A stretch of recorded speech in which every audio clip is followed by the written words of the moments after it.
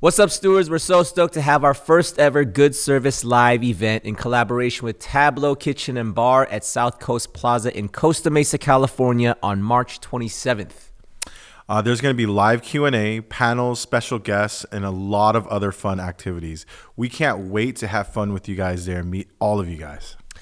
Event details will be in the show notes. We're so stoked to see you guys there. Welcome to Good Service. We are your hosts, Ben Chung and Kevin Zha. Each week, we'll be breaking bread and having real, raw, and vulnerable talks about life, faith, and everything in between, and always over a fire meal. Thanks for joining our table today. Let's eat. Folks, welcome back to another episode of Good Service. We are your hosts, Ben and Kevin.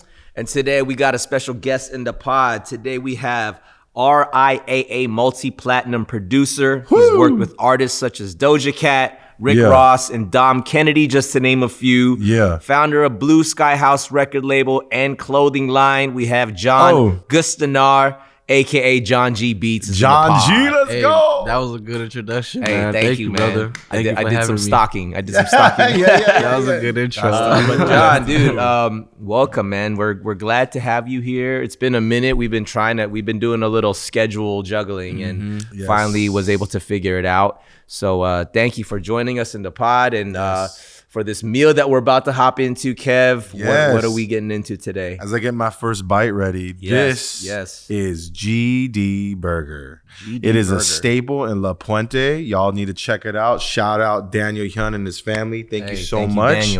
What we got here today is we got some shrimp fried rice. I believe it's like a spicy fried rice. Snap. This is their take on a teriyaki chicken and cheese fries, which is amazing. Looks good. And a chili cheese onion ring. I've never had a chili cheese onion ring, so I'm very curious. Yeah. Okay, cool. So let's all get ready. So we're first bite, we're gonna man. prep our first bite. Chili All right, fries. I'm gonna get into the fried rice. This looks bomb. All right, so before we bite, okay. I stopped myself. He really wants to eat your food, man. What's hey, up? Shout out Daniel, man. The excitement to eat the food is because it looks so bomb. It smells so bomb. All right, so we do a thing called the first bite reflection. It's before we get into the food, we have a prompt, and I pray about Lord, what do you want us to talk about? What is something that you want to inspire the conversation? So today, the first bite reflection prompt question is: what is something that you are trying to improve right now? What is something that you're trying to improve? So we will air dab our food, and then we'll take our bite. Okay. Wow, chicken's really good. Yeah, fried rice. Wow. Onion ring. Man, shout out to the Hyun family. GD Burger. Wow. GD Burger. So amazing. good.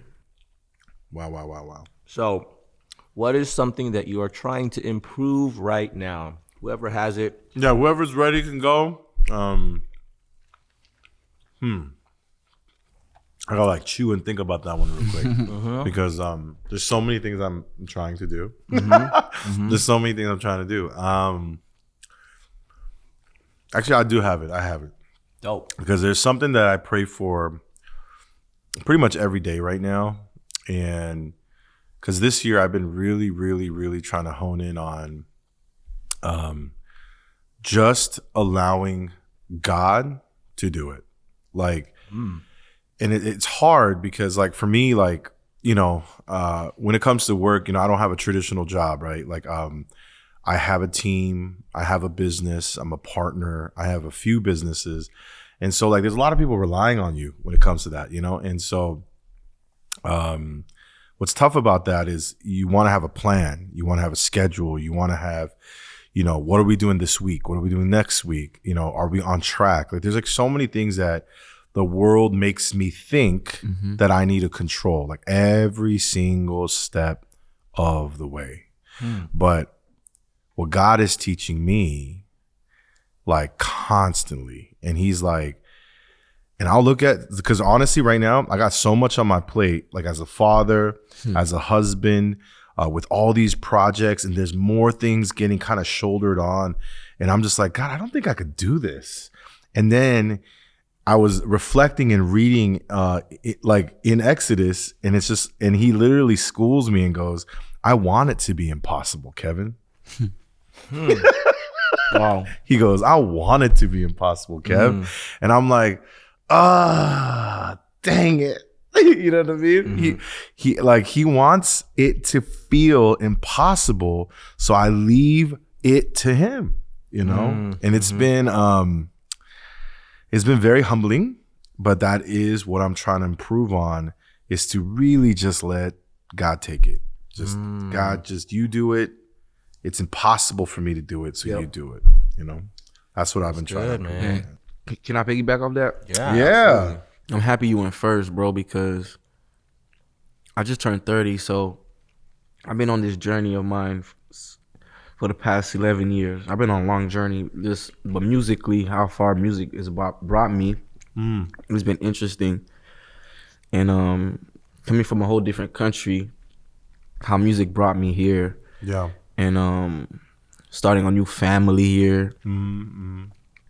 It's been like it's been a roller coaster. And like you said, like what I'm trying to improve on is just pretty much enjoying the journey, not trying to be too much in control of it. Because through the whole journey, as I reflect back, I see God's hands in everything, even since a kid. Amen. I see God's hands through my parents, the things they had to do in order for them to provide me a great life, through their faith, not just work, but through their faith as well.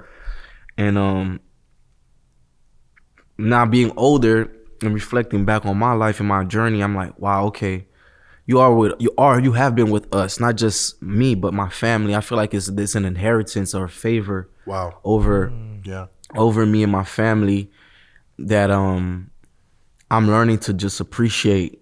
You know, and I'm learning to through that, I'm learning to just really let go, you know, because like he said, I'm an entrepreneur. I'm a young entrepreneur. I have big goals. I got big dreams. You know, I'm very ambitious, and we're in this field, like you said, where I don't have a fixed schedule. You know what I'm saying? So it's like, the discipline that comes with making sure finances are okay. Like, I'm a new father. Like, you know, I'm a husband, you know, like I got a family at home. So it's like, I'm in the music business where it's like, if I don't get anything, I don't eat. You know, my family doesn't eat. At first it was okay to be okay. It's just me. But now it's like, I got a family now that I got to provide for. So it's been like a lot, but I'm always trying to go back on a daily, every second throughout the day, through like just meditation and just reminding myself, okay, like he said, like, I can do all things through him who can give me strength, through Jesus Christ. And like you said, I don't know exactly what you said about the verse in Exodus, where it's just like, yo, just lean on me. You know what I'm saying? I've learned to I've came to understanding just to meet God halfway. You know what I'm saying? On my journey, it's tough because as you get older, I feel like you want to be in control of certain things because you know, we got so many we're human beings, you know, but when we come back to the center of things and we reflect, I feel like every time I take deep breaths, you know, that's why I be doing my breathing exercises. Every time I take these deep breaths, and I'm reminded, okay, I just took this breath that God gave me. Let me relax. You know what I'm saying? Let me center myself. Yes, he understands I'm human, but what can I do to play my part? You know what I'm saying? Which is first starting off with just faith. You know what I'm saying? Letting go and just the little simple things, but everything Kevin said is definitely everything I'm trying to improve on, for sure. Amen, man. Okay, so you're gonna echo what Kevin said. Yeah. Okay, dope. Man, I think for me, I've always been a creature of habit. You know, I do what I do and I do it all the time. You know what I mean? Like I have a pretty predictable routine throughout my day. And so with that, it's good. There's like a lot of good things that I do, you know, whether that's like, you know, my morning routine of like, you know, the tea that I make, you know, like my apple cider vinegar and then like my green juice and you know what I mean? But I do it without even thinking because it's just a part of my routine. So, and then, like working out, running and all that. So there's a lot of healthy things, but I think as a part of having a routine, you can get so used to what you do that you're not making room for new things, you know? And so like when you want to like improve on, let's say, my time management or like one of my things that I've been saying, you know, as like one of the goals for this year is to sleep better. Bro, that's been tough. It's not been better because I already have a routine of how I do things. So if I want to sleep better, that means I need to break my current routine so that I can start doing that other thing that I wanted to do, which is make more time for better sleep. Meaning, if I want to wake up earlier, that means I need to sleep earlier. If I need to sleep earlier, that means I need to adjust the other things in my day so that I have my day is done by whatever, like 10 o'clock or 100%. Something like that, so that I can be in bed by 11 or whatever. But so I think what I'm trying to improve on is breaking my habits that need to be broken or at least adjusted so that I can make room for the new things. You know what I'm saying? And, right.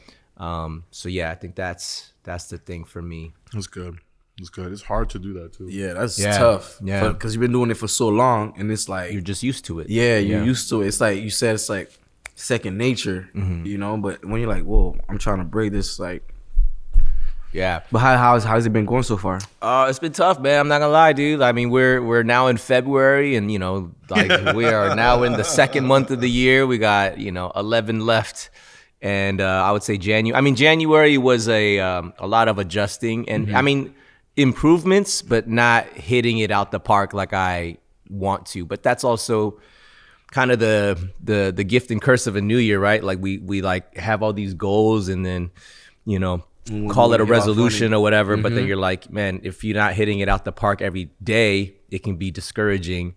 So I think rather than letting myself be discouraged off of not batting 100, it's just okay. Like today I did it, or like, tomorrow, like I hope I do it again. And if I don't, then at least get back up and keep at it versus letting the setbacks discourage you to the point where you're like, why should I even keep going? Like, cause I already messed up or, I wasn't perfect this week. So, you know what I mean? That's why people break those resolutions because it's like, they think that I didn't do it perfect, and then the discouragement sets in, and then you let that weigh on you, and then you feel like you're done. You know what I mean? So you got to just get back up and keep moving. Yeah. I needed to hear that. Like you said, I've been learning that like not to in my new year in the year going into new resolution.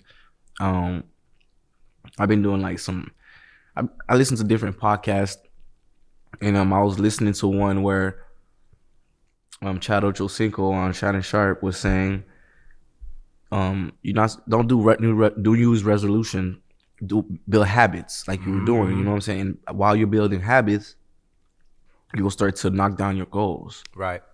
And like you said, some days, don't always go for the home run because mentally that's how I'm programmed. Right. I'm like, yo, something needs to happen every day. Like I need this. Like even financially, I'm like, wait, what? If it's not 10 or 15,000 or 20,000 for a beat, like, well, I don't. But it's like, no, dude. It's like you don't always have to. Like you said, it's okay to sometimes get $2,500 if somebody has it. You have a lot of beats, but it's like I take it the same way with this life. Like building new habits is just.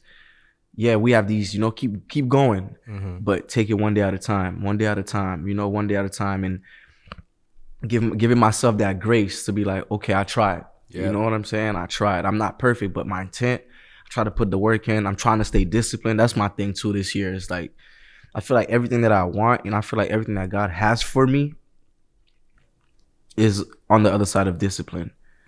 Just discipline for me personally. I feel like everything that he has for me, and every time I've shown him that I've taken up those steps of discipline, it's challenging, because it's like a level. Every level gets harder. Yeah. So it's like as I start to like be more try to put apply myself to be more disciplined, like we're talking about on a daily day to day. I feel like because he sees that I'm trying even through prayers, you know what I'm saying, to how I start my day, okay, let me start with reading my Bible off my phone. Let me pray. Let me spend that 10 minutes in just silence and just talk to him for this life. You know, just discipline in my prayer life, just little discipline in my daily habits of just how I'm treating my family. You know what I'm saying? How the energy. I'm very conscious of the energy that I always like that I'm having. You know, I'm somebody that's very conscious. So I'm being disciplined in my energy and like how I'm making sure like, yo, okay, how am I impacting this room and making sure there's love, there's good. You know what I'm saying? And all that is just sometimes, because sometimes we're human beings, we might get upset for a little moment and you feel guilty that, damn, why did I feel guilty? You know, why did I feel, you know what I'm saying? But it's just getting back to that, you know, it's like that understanding. I don't know, just feeling grace and just feeling like, yo, okay, John, your heart is in the right place, but you'll be all right. You know what I find interesting about the word discipline? You know, discipline can have negative connotation to it, right? It's like when you discipline somebody, like, oh, you messed up, so you get disciplined. But there's also the discipline, like literally everything that you are is a result of your disciplines. Like how disciplined you are or how disciplined you're not. You know what I'm saying? Like, so even when it comes to, let's say, spiritual growth, right? Like there is no way you could be like intimate with God without going to him daily and going to him constantly, going into his word, praying, bringing him into your life. If you don't do that, because that's a choice. We could choose to read the Bible or choose not to. We can choose to pray or choose not to. And like choose to, you know, be around healthy community or choose not to. So whatever we're constantly doing is going to produce the result of, you know, whatever it is that you want to grow. And if it's health, like if you ain't working out, there's probably no way you're going to get physically fit, you know what I mean? As we're like enjoying this amazing meal. Yeah, this ain't like our normal daily, you know, breakfast, lunch, and dinner type of meal, but I think the point is, good, though. It is delicious. It is delicious. But I think the point is, what we want in our lives is only going to happen based off of how consistently we're doing something. And that's good and bad. Like if we're consistently doing something bad, the fruit of that is going to show in a lack of health. You know what I mean? And then on the other side of it, obviously, is like when we're doing the consistent thing that is good and healthy, then you're going to see the healthy results of it too. You know what I mean? I'm curious though, because I mean, speaking of your, you know, you say you try to bring like a type of energy into the rooms that you're in. Bro, I this is literally the first time I've met you. Right. And the interesting thing is, you know, we met through social media and, you know, we just started talking on Instagram. And what I appreciate and I respect is, I mean, sure, there's like people who hustle, you know, people are like, you know, I'm trying to connect, I'm trying to network and this and that. I felt something different from you, again, because we never met and I don't know you, you know, like I just read the energy through the DMs and through the text. I'm like, you know, and I have a pretty good read on people's energy. Some people I can just kind of tell like, oh, you're just trying to network. Your birthday? When's my birthday? Yeah. July 29th. Okay. Yeah. Well, what's yours? October 16th. Okay. Well, why do you ask? Because I feel like I'm in tune with myself, like, so it's like I kind of sense. I thought you were like October, like. Oh, I see. Okay, got you. You're trying to get your birthday, bro. but yeah. So like, I think through the sense of our messaging, I didn't get a like, oh, this guy's just trying to network. I was like, oh, I think this guy really wants to like genuinely connect. You know what I mean? Facts. And I, you know, I've seen you comment on some of the podcast posts and stuff like that. I'm like, okay, I think this guy is like loves God and like this stuff's connecting with him. And like, I would love to, you know, just kind of dig deeper. So for the sake of that, can you walk us through a little, cause I mean, you said you just came from Canada back to LA or Long Beach. But there's a whole backstory to that. So can you give us a brief, just like snapshot of even just like a quick origin of like where you're from and then through your journey from there to Canada to here? And we've got in that too, man. I want to know because how is all that connected? You know what I mean? So perfect. So I was born in Haiti. I was born in Haiti, Port-au-Prince, capital. And I started traveling with my father at like 6-7 months old.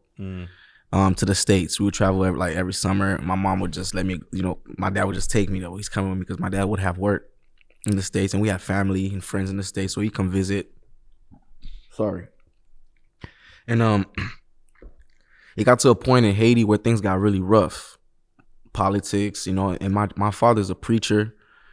and he's a teacher, and he also like had another job where he was a media personality on a radio show, on a Christian radio show. Oh wow. So growing up in Haiti, I've watched my father work in all those three different areas, especially at church. He was somebody that was very respected. Like my father grew up he grew up at Seventh Adventist, so it's like that's all he knew was church and God, and just being a man of just education. He was big on education. My father's big on education, and he met my mom also through close friends who went to church. So long story short, man, things got really rough in Haiti, and my mind one time, I just remember my dad saying, we're going to Miami for vacation. I'm thinking this is another trip, but I remember just my parents starting to sell like furnitures at the house as a kid, like you know, like I'm like, wait, what's going on? Like something's happening. And I remember Haiti being very bad. We couldn't go to schools, riots. Wow. It was bloody outside. I remember it was dark days. Like it was dark, and we lived pretty good in Haiti. You know, my parents, they did pretty. You know, they did all right. You know, we were fortunate to live a good life. But at the same time, it's like when we stepped out of our home, we go into the world. It was trauma. You know what I'm saying? Wow. Poverty at a different level. You know what I'm saying? But anyways, and plus my dad also had influence in terms of like using his voice in church and stuff like that with other politicians to help push the country forward. And mind you, I told you he was a host on a radio station, so he would use that. He would use church and to kind of bring people together so we can like help push the country forward. Right. Obviously, Haiti is not that's not what it wanted.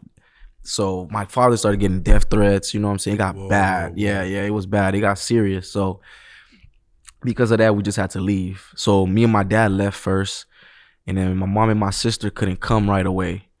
So they flew into Canada. But my mom used to go to Canada for vacation, and she had some family and friends, but because they didn't want to give her a visa or whatever, like she went to Canada with my sister. So this is in 2002. So from 2002 to 2007, fast forwarding, we lived in Miami. My mom and my sister ended up coming down to Miami after like a year almost. It was a while. Sorry. They came down, and we stayed. Man, my parents worked. Man, it's an incredible journey. That's what I tell y'all about when I reflect back on my journey, even talking about it right now every time. That's why I get inspired by my own journey and knowing that God is with us. You know what I'm saying? Because my parents, like I told y'all, in Haiti, we were good, right? So when my parents came to Miami, they had to start all over. Can't speak English. You know, my parents had friends, close friends who helped us get on our feet. And me and my dad, we lived at a friend's house for like a while. And it was love. Everybody, you know what I'm saying, wanted to help us. Our church family helped us. It was a lot of prayers I remember just having like big church service, and it would be a moment where they would before worship, throughout worship, before sermon, they would have these special prayers just for my family. You know what I'm saying? Because they knew how challenging things were for, you know what I'm saying, and how we were separated. And but I don't want to get emotional. So like if y'all see me get emotional a little bit, don't worry. That we all good. It's it's love. It's just when I see God's glory in my life. Amen. If people were to document, if things were to get documented, you would understand my tears. You know what I'm saying? To see how like I'm still here, right, and still weather the storm. So anyways, we ended up reuniting. My parents, my dad, the man that he is, he uses education, his network, and obviously he's a man of faith, of God, with all those ingredients, I believe. He worked, you know, things. I remember he started working at the toll at the airport. Not the airport, near the airport in Miami at a toll. And to my dad, that's a job that's like above him. You know what I'm saying? Like knowing that the type of father I have, like that's not a job he would ever do. Cause you know what I'm saying? Especially coming from where he came from in Haiti, being the prestige type of dude he is. So to see how he's humbled, you know what I'm saying? Looking at it now, I'm like, dang, like he started with that. You know what I'm saying? Got some references, got a job there working at the toll. worked his way up, worked for hours, worked shifts. My mom, she got a job working, man, like even right now, like, because it's not oftentimes I sit and dive back into the little things. So I'm just like, this is good, So my mom, she would work. She was she would do cleaning jobs at the hospitals, and then she would go to school, so she can get like a diploma, so she can get a real respectable job. You know what I'm saying? So she would do that, then go to school, while me and my sister were at school. You know what I'm saying? And sometimes it was tough, bro. Like, and but through the journey of like 2002 to 2007, my God blessed us where we were able to bounce around from house to house. I remember we slept at a friend's. There was a church family who owned a daycare, and they owned a couple daycare, and they let us live in one until we got on our feet. But we came from that into a 1-bedroom apartment, and then we moved into a 2-bedroom house. This is all in Miami, a 2-bedroom house on North Miami, a duplex.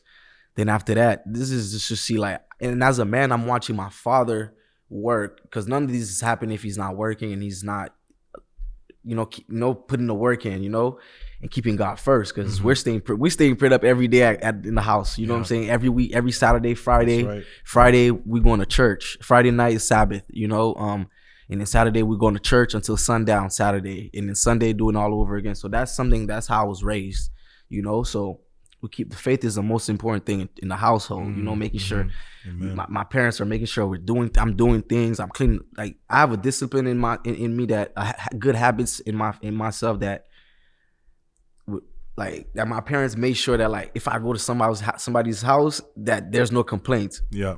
Making sure I'm cleaning after myself. The bathroom is clean, the kitchen is clean. Not waiting on somebody to tell me to do something. Right. You know what I'm saying? These are all things that my parents instilled in me that I'm applying to this day. And but anyways, my father, we ended up buying a home in Cold Springs in 2007.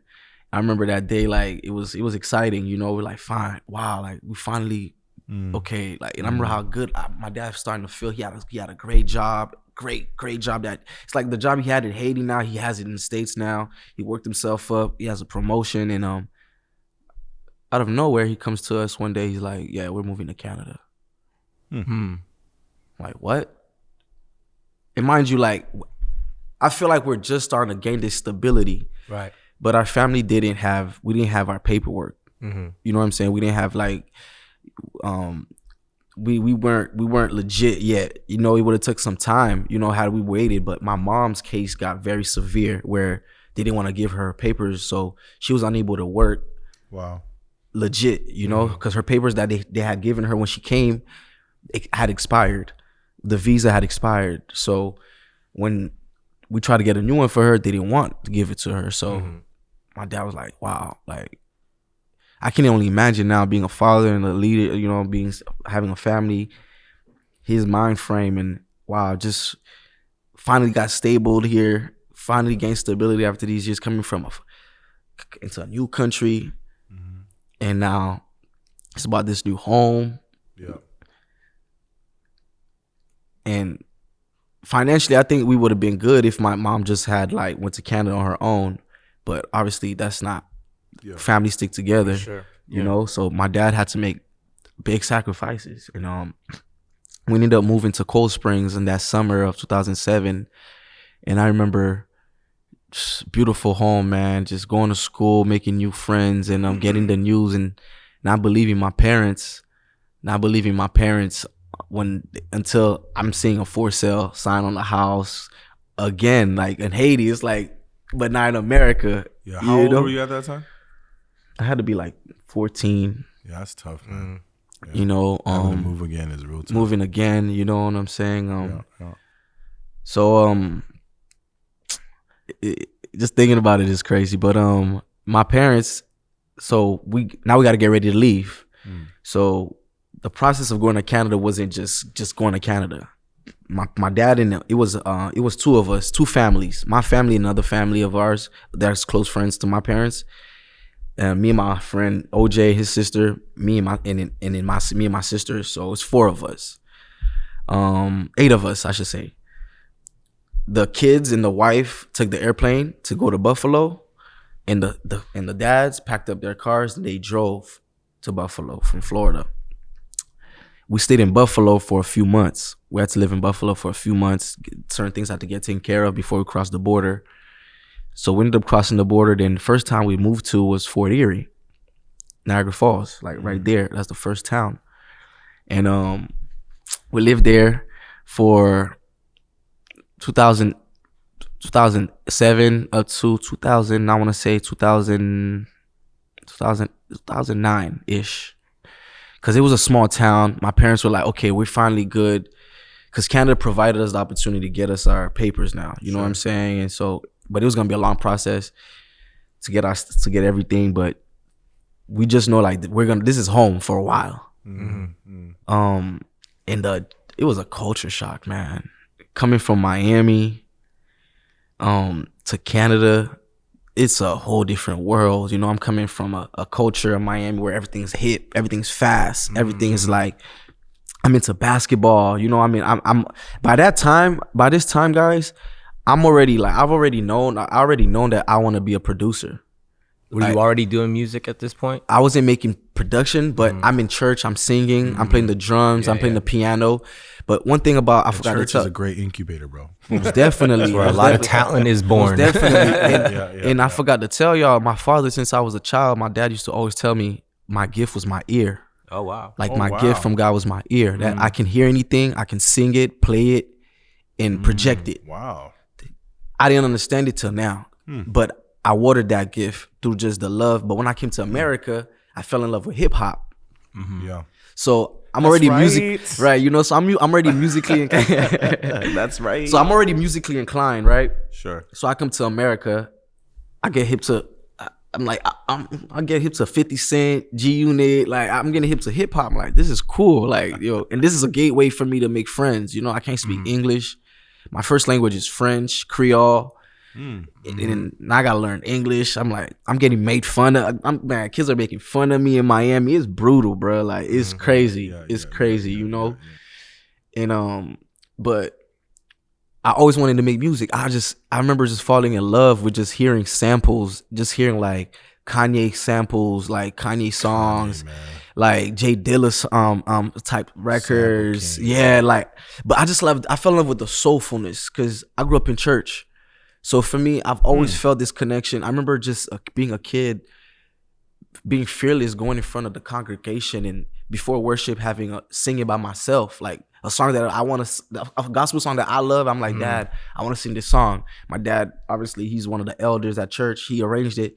And I'm singing in front of 500 people, fearless, but I'm singing for God. And I remember just asking my mom for footage of that a few days ago. Say she had it, but I've done that multiple times. You know, just wanting to shine for God. Like it's been something, this light in me. I'm being as transparent as I can be with y'all. It's this light inside of me that it's like the Bible said, Jesus says, I resonate with this verse where he says, in order to enter the kingdom of heaven, you must be like a child, not childish. Ooh. You know? Yeah. You must be like a child. Right. That's a word.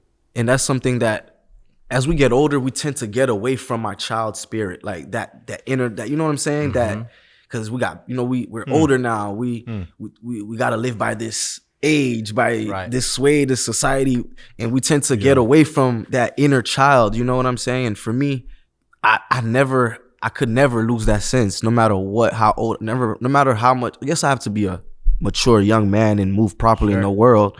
But when it comes to knowing how my relationship with God, I know he wants me to keep that inner child in terms of creativity. And just knowing that my dad told me my gift is my ear, I just knew that like I gotta create, I gotta produce, I gotta make music, I gotta do something, you know? I got a question. Yeah. So as I'm listening to where the origins of your musicality came from, and I mean, I actually never heard, maybe I don't speak to enough producers, but I haven't heard like the way you describe your love for music came from the actual soulfulness. Yes. But for some reason, this is my first time hearing that word and understanding like what that actually means. Which is it's amazing how you just even put that back together for me. Yeah, because like you're literally in love with that feeling of it's like a projection of your soul and connecting to the soul of others, like literally through music, right? Even just starting with God first, it's just hearing these melodies. I feel like worshiping, that's why David is so important to me in the Bible. That's all he did was worship. Even when he started with, that's why I love David. He played with the harp. Even through all his trials and tribulations, you read Psalms, David worshiped. Through everything, he worshiped.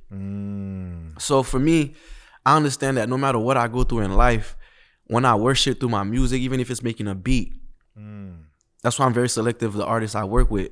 So that's what I was gonna ask you. So like as a beat maker, you like it must, because like I've heard of, you know, people in the music industry, it's tough, right? Because there's a lot of spiritual warfare in music. For sure. It's like seriously, like I think it's the most prevalent spiritual warfare on display. Most definitely. That's how I feel. No, you're 100% when I think right. about music. It's biblical, most definitely. Because when I look at like when I'm behind the scenes, when I get invited to a lot of these things, I feel the pressure of something else in the rooms all the time, especially when it comes to musicians and wherever they're at. Doesn't matter what genre of music. I just feel the intensity in the room. There's a lot of money, clout. There's demonic energy. There's a ton of that stuff.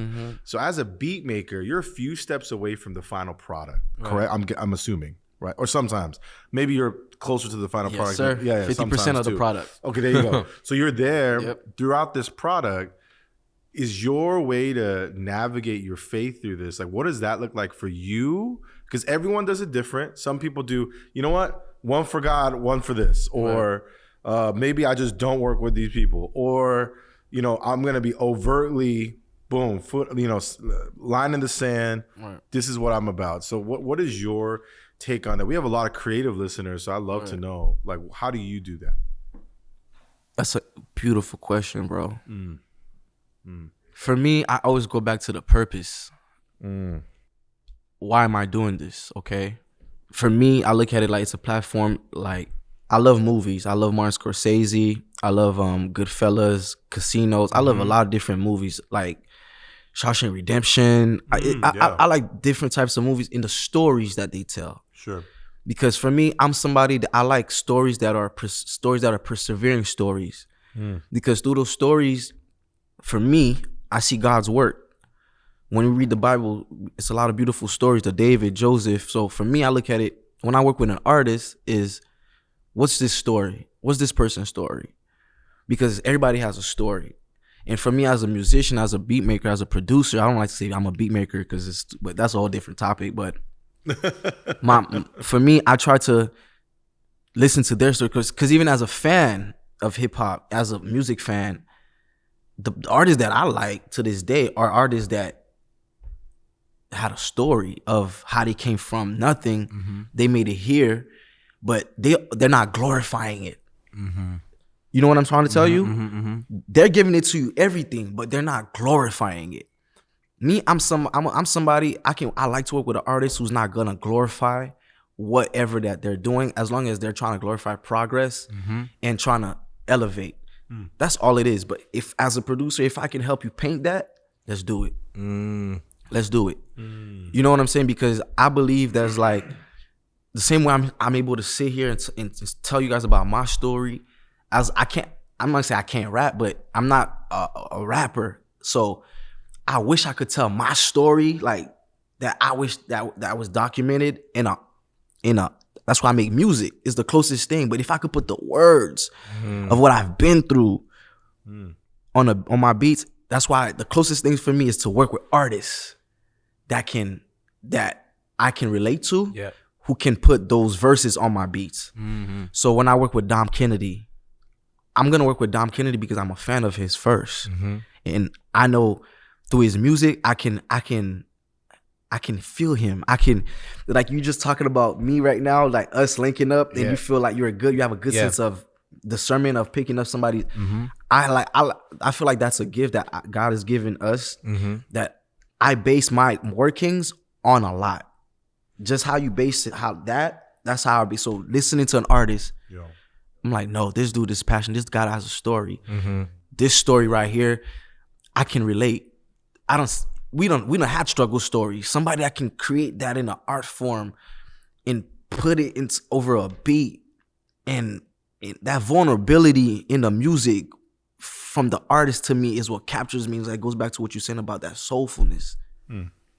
That's what that's what I can work with. Those are the artists I work with. When the artists who are transparent as they write, as they speak through their verses, those are the ones I'm like, oh yeah, we're gonna make a whole project together. Is there any lines that you draw though? Because like, you know what I mean? Because some of these guys might want to tell a story, but maybe the lesson of that story is because in whatever stage they're walking might not be the best. Most definitely. You know what I mean? Because sometimes like storytelling is beautiful. Getting raw, authentic stories are beautiful. But what there's got to be reverence. There's got to be a reverence. Because sometimes, because there's got to be a reverence. Yeah, they might learn something that has maybe a negative connotation. Like, are there lines that you draw? Or for me personally, I draw. Yes, my whole brand is Blue Sky House because for me, I believe that the sky that God created is blue. The ocean is blue. Oftentimes when we want to recharge, we want to go get right, we go to the ocean, right? When you go to water, that gives us a sense of what? Peace. It's blue. The sky, you look at it, it gives you a sense of peace. So for me, those symbols were very important to me, especially when I moved to Canada, when I got to Ottawa. We're going to go back to Ottawa because, you know, I got to 40. Perfect way to segue back into that. Okay. You're talking about the drawing the line, but Blue Sky House, that blue energy is something for me that is important to me. Like you talking about going into these rooms and feeling that energy of pressure. When you go to the ocean, you don't feel that, right? You look at the sky, you don't feel that. Blue Sky House is, because I always wanted to have my own company, my own label, but I never knew what my own brand. But I always asked God, like, please make it, please be special. So I remember one time I was going through something hard, man. Just as a dreamer, trying to figure out in Ottawa, Canada, I'm like, yo, I got these big dreams. These dreams are too big for this town. I need to network more. I need to, the connects that I need to make, they're across the border. I need the finances. So I'm going through all these things every day on a daily, fighting myself. And I remember just going to my friend's barbershop one time to get a haircut because he used to always tell me, yo, anytime you feel down, come over here, come hang out with me. Your job, he believed in me. He saw my production, he saw the beginning of my beats. He was like, bro, you're gonna make it. And I don't want to get teary-eyed about him because that's my best friend. I remember like the first time I dropped out of college and I came back home from Alberta and I had a laptop. This is when I was like, I gotta learn how to make beats. And I didn't have anything to like headphones or anything. And my buddy lived next door to me, Burns. And he also cut hair. He lent me his headphones. And he would go to school every day. His bus ride from school would be an hour and a half. So it's a long ride. So he needs his headphones. And this dude gave me his headphones. You know what I'm saying? And this is something I gotta say out loud because to me that meant a lot. Because every day, he would come knock down on my door, give me the headphones, and he would leave. And I would remember just every day until from 8 o'clock, from 6 o'clock, every day, I would just like make beats. It's just like in the gym.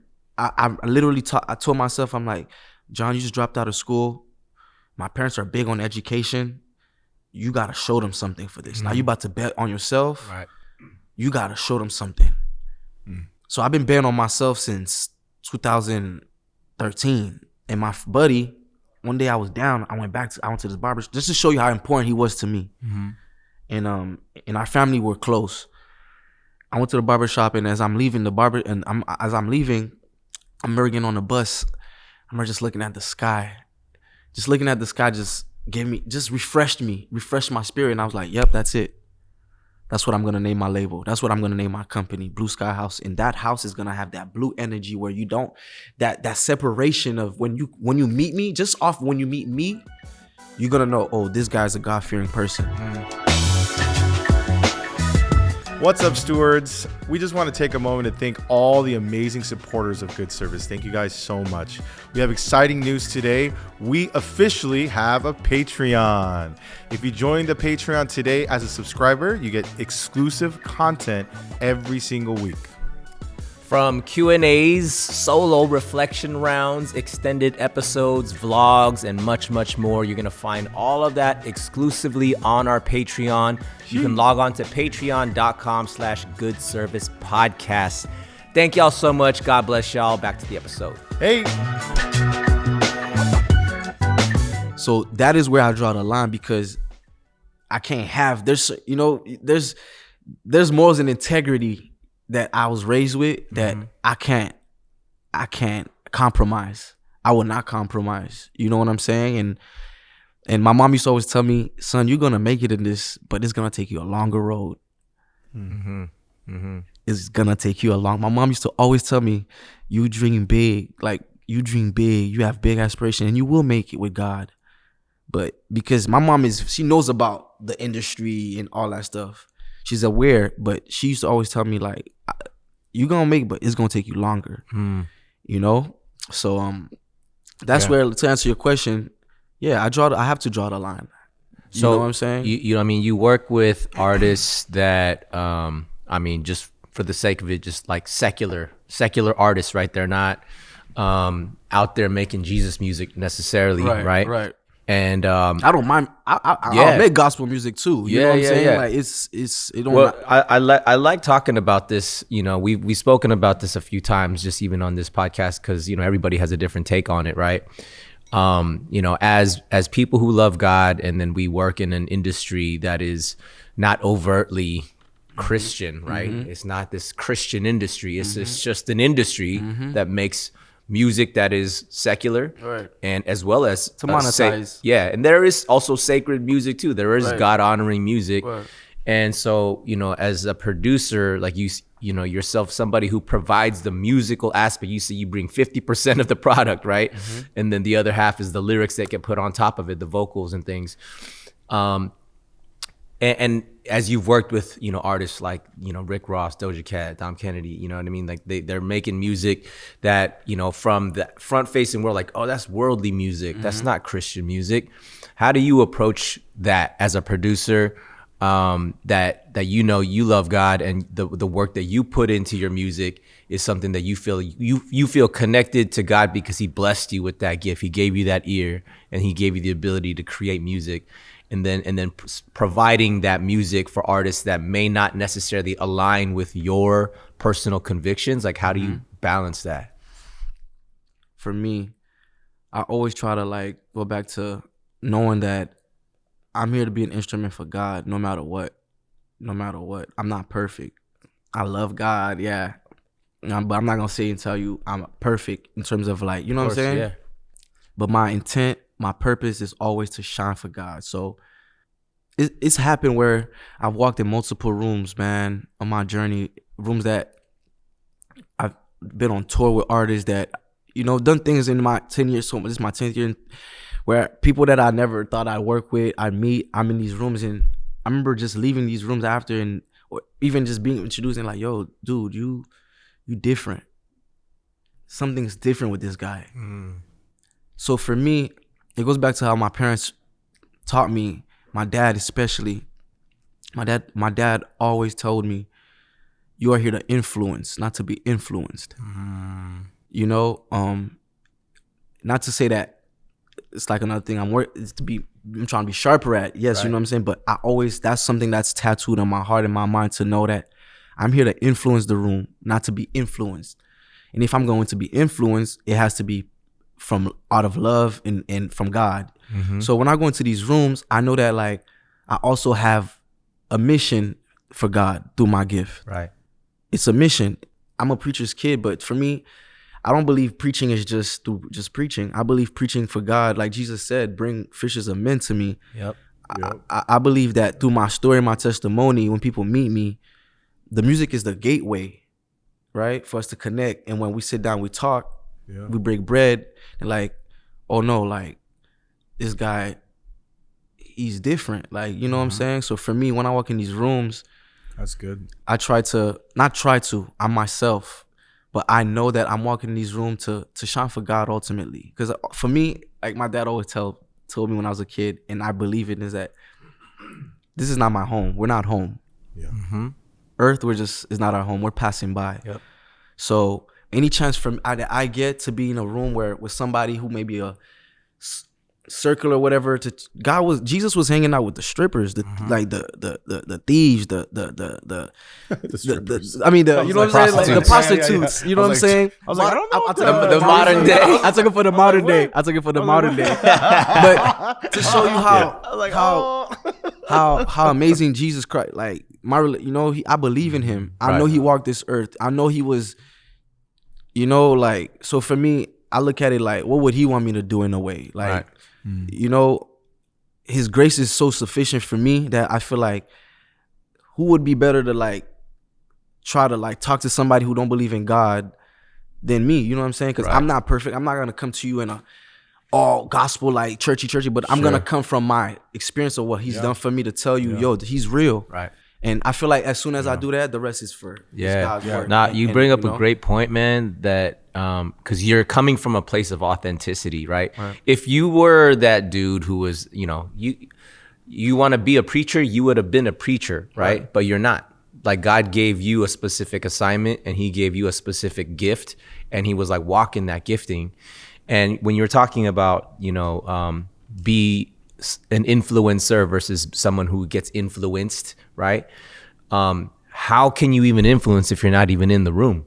Yep. Like you can't be of influence if you're not even there. Like we're called to be lights in a place of darkness. Amen. But if you're not even in the darkness, where's the light? The light, there's no use. Yep. It's like, don't be a light where there's already light. Bro. You know what I mean? Like God calls us to be a light in darkness, not light where there's just a bunch of light. It's just now it's just too bright. You know what I mean? Go into the place where it's dark. But I think that the importance there though too is that we have to be poured into.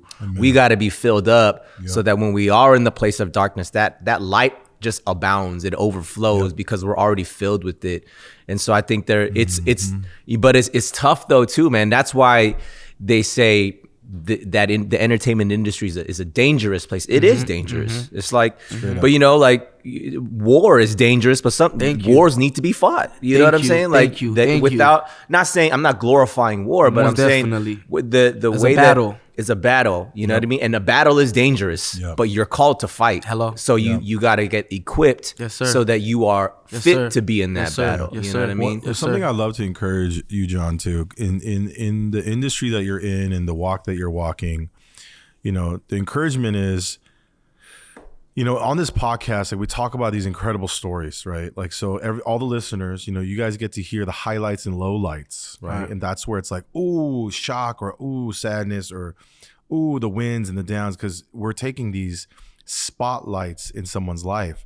But like literally what I think, at least for me, and I could only speak for myself, is that I know I had a good day.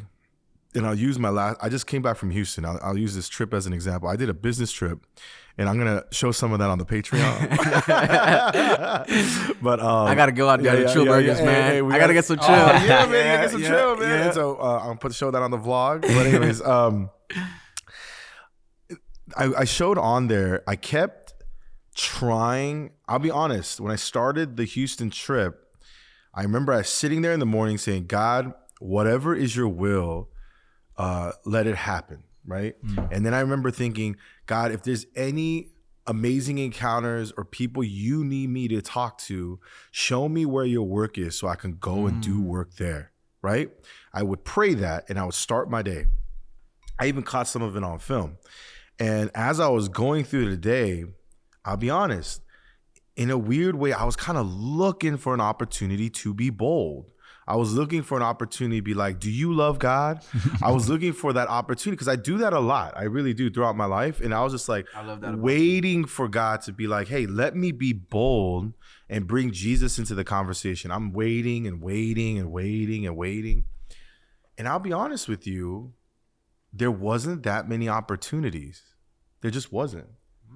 And it was like, and I was kind of confused by it because I was just like, God, I was like, yo, I got my suit on, I got my swords, you know what I'm saying? I got my shield, let's get it. Like I'm all like thirsty for a battle, right?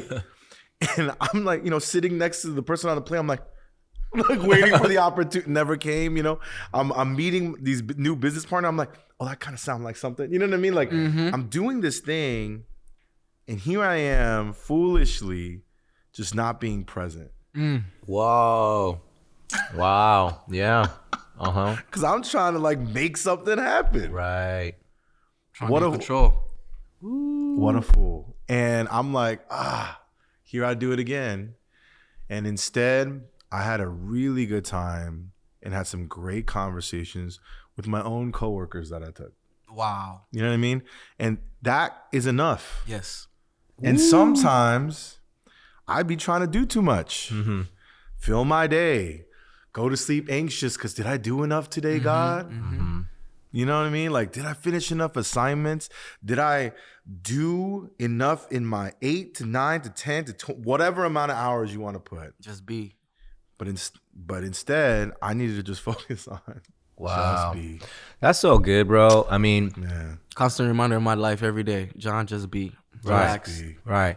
And that's, I mean, again, going back to Christianity, we're little Christs. We're little Christs. We are supposed to follow what Jesus did. It's Jesus. People, sorry to cut you off. No, you're good. And that's the thing about I love about when we talk about Christianity, because, I love my religion. I'm Seventh Adventist. I'm proud of it. But I'm also, in this conversation I have with my father. And my father's an elder, and we talk about, now we're able to have real conversations because he's understanding things. He comes from a different time, but he's able to, my dad loves the youth. He's a youth pastor. He's a youth, he likes being around the youth. That's where he gets his energy from. So he's always trying to connect with the youth. So he's somebody who's always trying to, he's okay with, how can you say this? He's not stuck in that. He's okay to adapt to certain things. Yeah. You know what I'm saying? To connect. But my dad, me and my dad, we just were like, we got to a point where I'm just like, Dad, religion, it's good. It's good. It serves its purpose for you know what I'm saying? But for me, I truly believe, like you said, being a Christian is following Christ. Religions so many different religions got tied up into Christianity that I think that it or did I say something? No, that's good. So many religions got tied up under Christianity because of certain, whatever, that it's gotten the main focus off really what Christianity, which is following Christ. Jesus, to me, Jesus is my big brother. I look at him like he's my big brother. You feel me? Like the big brother that I never had. And if you had a big brother, how would you know what I'm saying? Like, he's the only person that died for me. For real. Like nobody else died for me and you. Everybody. He died for everybody. And he rose on the third day and he's alive. And he conquered. He felt everything that we felt. I believe in that. Right. And he's had experiences on earth that I'm like, no, you felt that. But you conquered it because, you know what I'm saying? That's why you're able to feel our pain. That's why you're able to go to our Father, God. You know what I'm saying? And you've gifted us the Holy Spirit, before you left earth to give us the assurance to think that, through him we can do all things. And I believe in that. Yeah. And that's, like you said, we're a little Christ for God. That's why he sent Christ to give us that example that Jesus is simple. My dad used to go back to my dad. I love my dad. He always told me, son, God is simple. Anywhere that you go and there's confusion, somebody's trying to confuse you through a conversation, especially when it comes to religion, anything that's Confucius is not of God. And as I've gotten older, I look at nature, I look at people, I look at life. I'm like, it's simple. Nature is simple, and it lets me know that God is simplicity. You know what I'm saying? So when I hear the word of God, and I'm here it's because truth is simple. The truth, God's word is simple and true. So it goes like, my dad is so right about confusion. Confusion is not the is not of God. You know what I'm saying? So yeah, I mean that's in scripture. It says God is not a God of confusion. You know what I mean? And, Right. but as like even just going back to what you're talking about, Kev, like this, like I gotta go and do the work. Like I gotta go clock in for Jesus. You know what I mean? Like, and the interesting is like, yeah, we're called to be ready. It says be ready to give an account. It doesn't say go and kick the doors down and force people. You know what I mean? Like, who needs Jesus over here? That's a great reminder. You know what I mean? But like, That's an amazing reminder, man. It just says be ready. That's an amazing reminder. And it's so like we're called to be like armored up and ready for a fight. Ready for the battle. Just the analogy, right? On defense, we on defense, not offense. And then, but then, also when you said that you recognize like, no, that's not the call today. Right. Today's the call is to be with your people. Like Jesus made time to go out and meet people in the streets and heal. And he also made time set aside to just be with his disciples. And alone as well. And he just was like, it's time for me to hang out with my people. Fellowship with my exactly. brothers. Wow. And he chose. And then there was times where he also withdrew and went alone to be with the Father, where he would go pray. So Jesus, I mean, that's why I bring up the little Christ. Is like, what did Jesus do? How did he operate?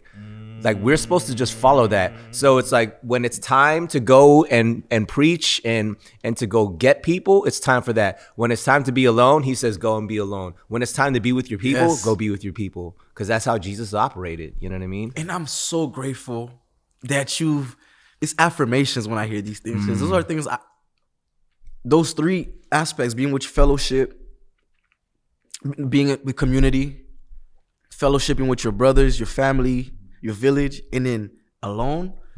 Those are three things that I'm learning in my life that are important. Even as a father, like throughout the day, I've learned even in a day, I have to make time for those three things. Okay, Lord, how can I be of service to my community? Who did I say, in terms of my neighbors, like who was I polite to? Who did I help? Okay. 2, let me check up on some of my brothers and my family and friends in Canada, in Miami, and just send some texts. Hey, bro, how are you? Like, checking up. How's your mental? How's the family? 1, I need to go to the beach. I need to go for a walk and spend that time alone, that nature vibe. So it's amazing to me that you said those things, because those are 3 things in my life I really try to apply. And at the end of the day, sometimes I fall short, but I start my day with those intent. Right. But when I do end the day, I'm like, the fact that I did all 3, forget money, forget anything else. Just the fact that I was there for my community and just in little things. Yeah. In terms of just saying those 3. I'm like, today was a good day. It was sufficient, guys. And this goes back to what you're saying. What was Jesus doing? I feel like I try to picture my day. Like, I really genuinely, because I love Jesus so much, I genuinely believe, I try to literally imagine his day on a day-to-day. That's why I know he's a real one. He's a real one, bro. Yeah. Right. Bro, Jesus, I'm trying to tell you, he's just walking, and then he goes, and then the disciples go out on the boat. This is why he's alone. They go out on the boat. There's a storm. And then he comes on the ocean, like, yo, I'm here. Like, you know what I'm saying? It's like, yo, Peter wants to come. You want to come? Come. And that's why all the disciples got. That's why, like, my name, there's certain pride I take in my name, because I know I'm like, yo, if I lived in them times, I'd be one of Jesus' disciples. Because I'd be one of his disciples, because, and I want to do anything for him. You know what I'm saying?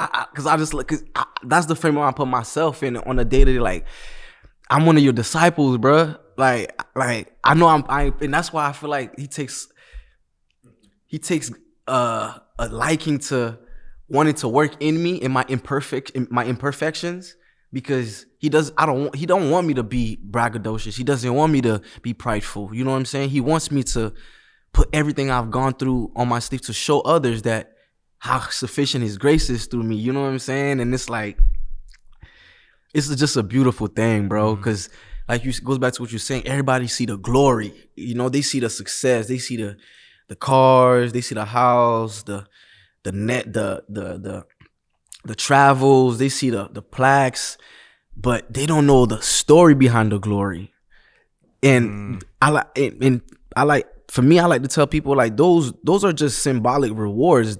The real reward is those things and what it makes you. You know what I'm saying? Like, it builds character, man. I feel like that's what God wants, man. Through everything, he's gonna give us. Monetary things are nothing to him. But I believe that when we get those things, we sit back, we're like, what did we learn through that? Through getting, oh no, I'm getting better as a through those steps we're talking about right now. Right. The community, I'm there. No matter what's going on, no matter how successful I am, I'm here, I'm present. I'm right here in those 3 things. You know what I'm saying? So for me, that's like, it's just an adventure, man. The journey is just a beautiful journey that I look forward to, just like you said, interacting, seeing what's up. Like, you know what I'm saying? Even being influenced by you guys, man. You guys are doing an amazing job with this, man. Like, I'm telling you guys, like, these past few months has been a roller coaster for me. I've been moving a lot, like from Miami to Georgia to Atlanta. So dealing with a lot of different personal stuff, business stuff, going through transitions, you know what I'm saying? But through it all, like you were saying, just the fact that I can genuinely say that, like, I can testify and say, I have not unwavered my faith. My faith has not been unwavered. I just want to just let people know, you guys, like, y'all podcast really helped the boy out, you know what I'm saying, some nights. Yeah. And seeing you made it more interesting and much more special because we connected on a different vibe outside of this. So when seeing him do this, I'm like, I'm not alone. Yeah, we connected in the world of entertainment. And you're successful at what you do. And if it makes me, for me looking at you, it makes me look at you like with so much more respect. You're much more cooler to me. No, for real. Like, you was already cool, but it's like, thanks, bro. No one seeing like the work, the ministry, how like you're able to just bridge everything together truly, like, you know, like for, you know, like, to at the end of the day give God the glory. Amen. It's a beautiful thing, brother. Like, I'm humbled, bro. I'm humbled. I'm humbled, man. Honored, bro. For real. Yeah. You know, like, as you're saying all of this, you know, you're talking about the 3 things that you check yourself at the end of the day, right? Did you pour into other people? Did you spend some alone time, right?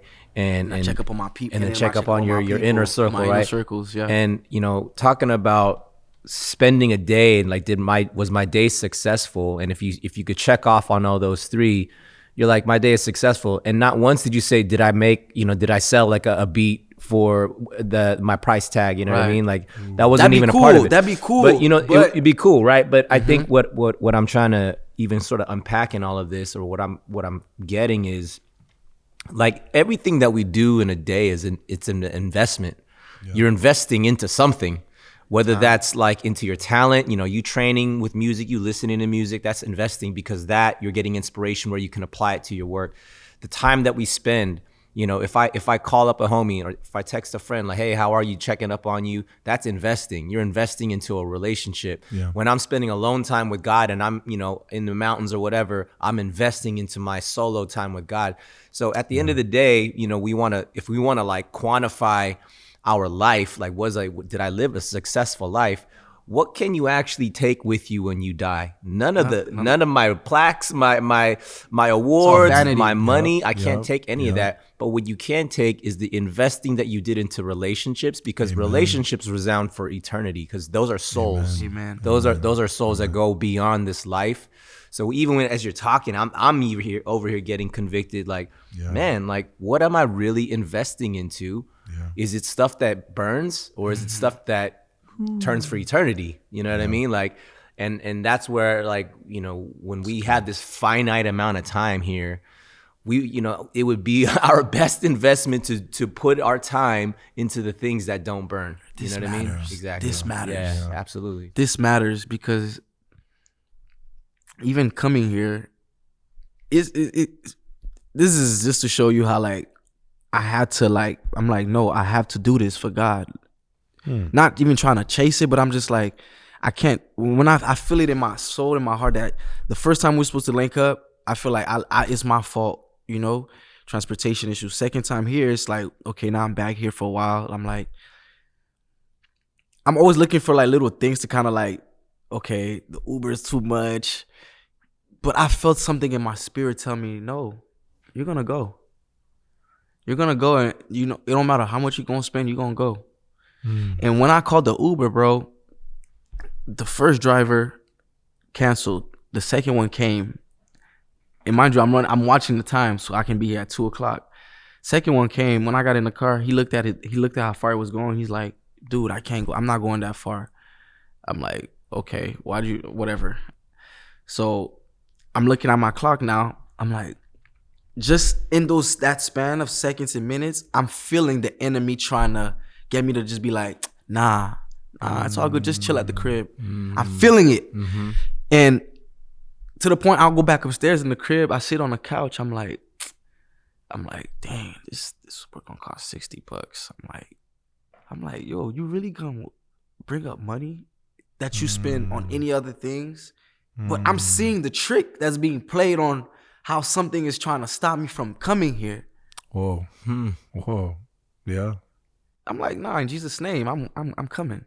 I'm like, even if I'm late, like, I'm coming. Yeah.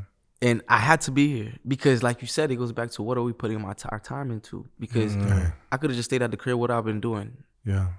Not that what I would have been doing is not important, but what's more important than this? When I have an opportunity to come on a great platform and meet my brothers in Christ and fellowship and break bread and yeah, man. That's what's up, bro. Bro, you know that what I'm saying? That encourages me so much because whenever I hear stuff like that, man, this is gonna sound weird, so please forgive me.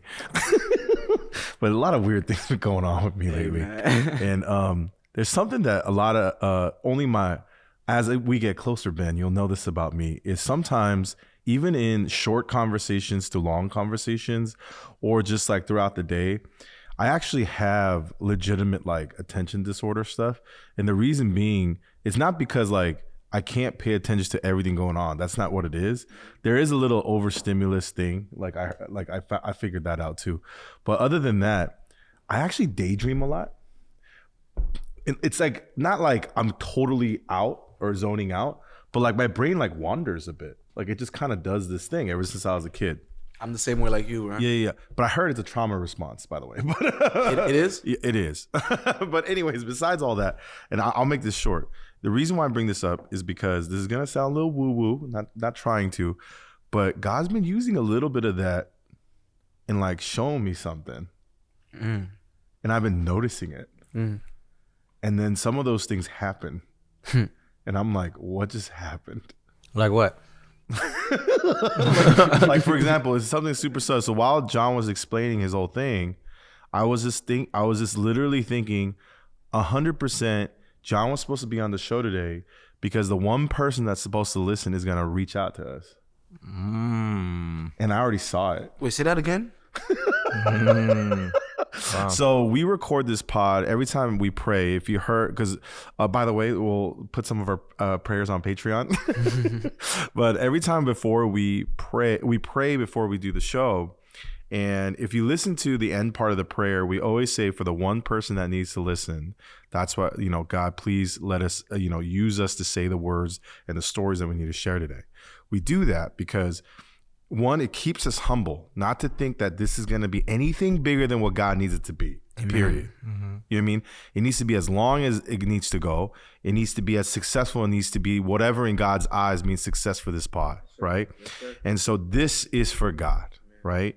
And that keeps us humble because we want it to go to that one listener that needs to hear the stories of any one of us that shared today.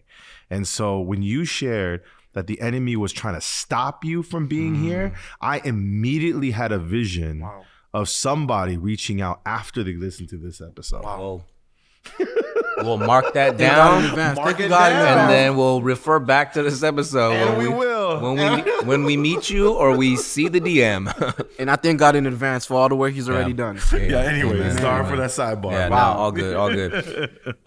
Well, yeah, John, so we call this show Good Service. We love to frequent these amazing food establishments. Shout out GD Burger for the amazing meal today. Yep. So we go to these establishments that provide good food. and good service, right? And that's why we frequent places, right? We love what they give us, and we love the experience that we get when we go there. But also the words good service can mean something different to anybody, to everybody, right? Good and service. What does good service mean to you? Good service, what it means to me. It sounds cliche. I'm just gonna keep it simple. Being like Christ, even for me, one of my favorite things I miss actually is having communion at church, where we do the washing of the feet.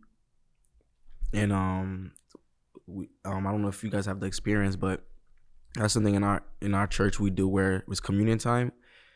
The men go in a section, the women go in a section, and you pick somebody, and you're supposed to pick somebody that you really don't know at church, because you can wash your homeboy's feet, that's whatever. But the symbolic point of it is to be humbled and to be Christ-like, because washing of the feet is, to me, is humility.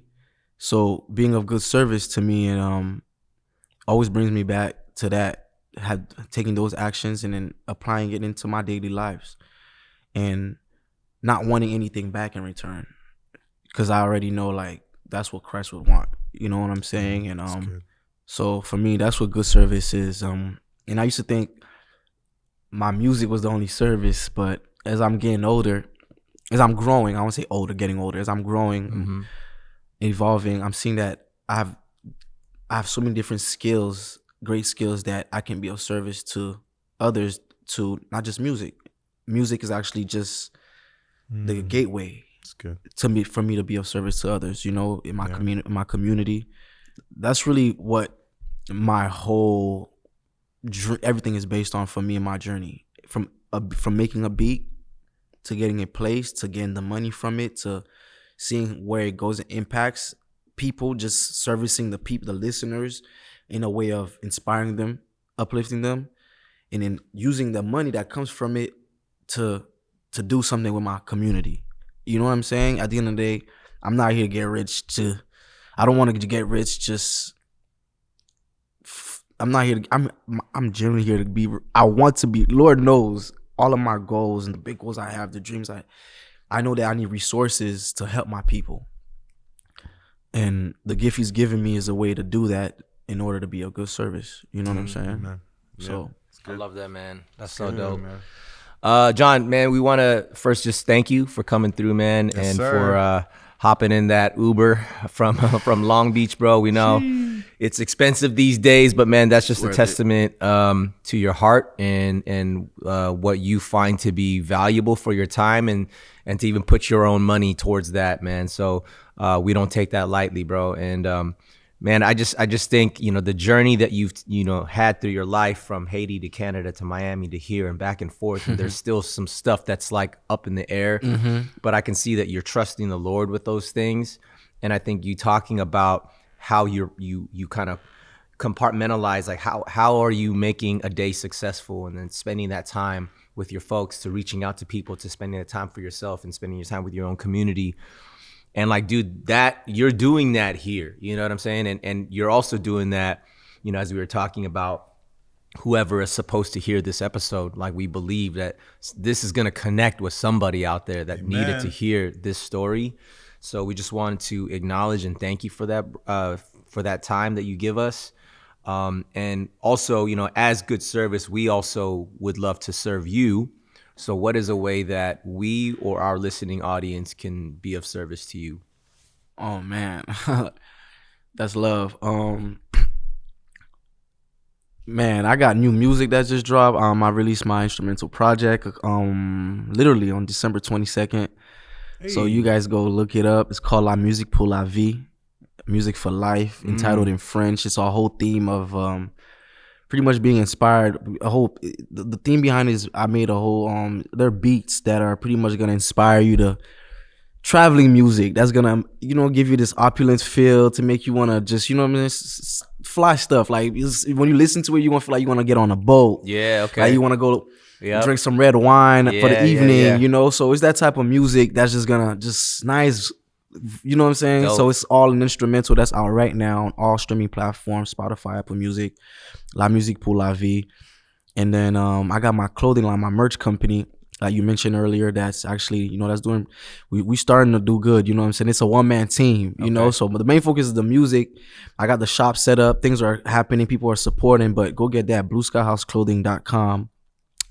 And we got new stuff coming out. But other than that, man, that's the only way I could think of. You guys could help me, man. Be of service, man. You guys have been if we can, we love to do snippets of it, maybe in the edits to show off a little bit of the music. For sure, a little snippet somewhere. I'm sure you got all the rights to it. You got all the rights to it, man. You could do that. Cool, let's do it. Cool. Even if you guys need music in the future, instrumentals. We're gonna hit you up. If you guys are working on any projects, I'm sitting on so many beats. Dope. Just text me, shoot me a text. I'll send you guys a folder of different instrumentals. If there's anything in mind specifically you want me to create, bro, that'd be dope. I'm of service. That'd be dope. You know what I'm saying? So thank you, bro. Yeah. Seriously. If people want to follow you on socials, for people who are listening, where can they find you? John G Beats with an S on all social media platforms. John G Beats with an S. Twitter, Instagram, YouTube as well, SoundCloud, TikTok. All it is. John G Beats. Yep. Let's go. Thank you guys. Yeah, for sure. Thank you, man. We'll plug all that in the show description in the caption. Folks, thanks for joining us on another episode of Good Service. We'll catch y'all on the next one. We out of here. Peace. Thank you for listening to this episode. Make sure you like, follow, and subscribe, and leave us that 5-star rating. Follow us on Instagram and TikTok at Good Service Pod, and on YouTube at Good Service Podcast. Thank you. Peace.